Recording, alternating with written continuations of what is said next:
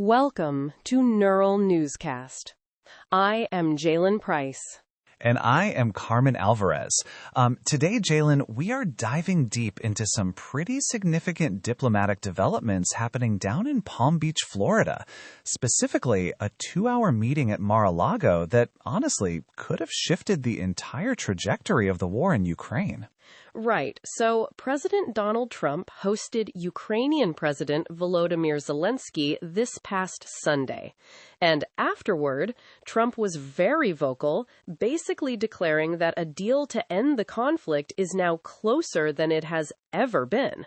He actually stated that a draft agreement he said it's roughly 95% complete.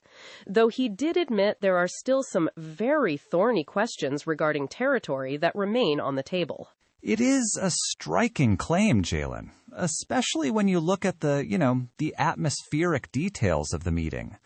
Zelenskyy was greeted on the steps with a very businesslike handshake. It was a notable contrast to that red carpet reception Vladimir Putin received in Alaska earlier this year. Zelenskyy himself seemed to echo some of this optimism later on, suggesting that 90% of the draft has been agreed upon. But, as we know, that remaining 10% involves some of the most difficult, ethical, and sovereign questions of the entire war. Yeah, and that territory in question primarily involves the eastern Donbas region.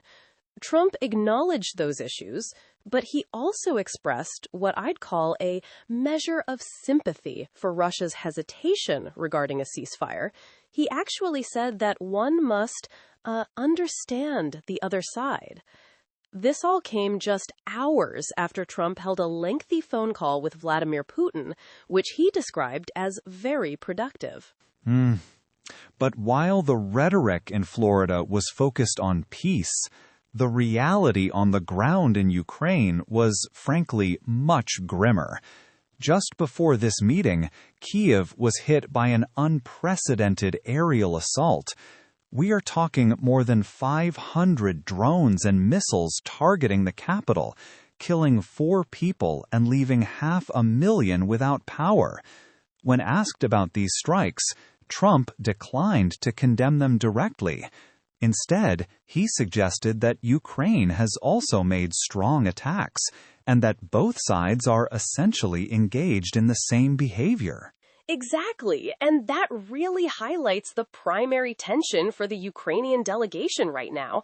Zelenskyy is working so hard to maintain a relationship with a White House that seems increasingly lean to Russia, while also trying to coordinate with European allies like British Prime Minister Keir Starmer and Canada's Mark Carney. Carney met with Zelenskyy just before the Florida trip, and he called the recent Russian bombardment, barbaric. Totally. And then there are the concerns about security guarantees. The current peace framework doesn't actually include a military commitment from the U.S. to defend Ukraine if Russia attacks again in the future. Without those guarantees, many analysts fear any ceasefire would simply allow Moscow to rearm.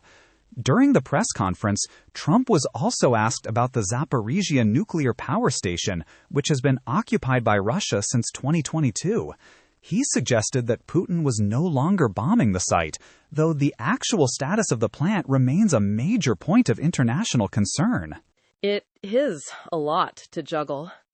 Trump has offered to travel to Kyiv to address the Ukrainian parliament, though he noted it might not even be necessary if a deal is reached quickly. For Zelenskyy, this remains a moment of high risk. He has stated he is not afraid of the mercurial nature of these negotiations because he carries a democratic mandate. But, the cost of a failed deal or a forced capitulation would be historic. Right.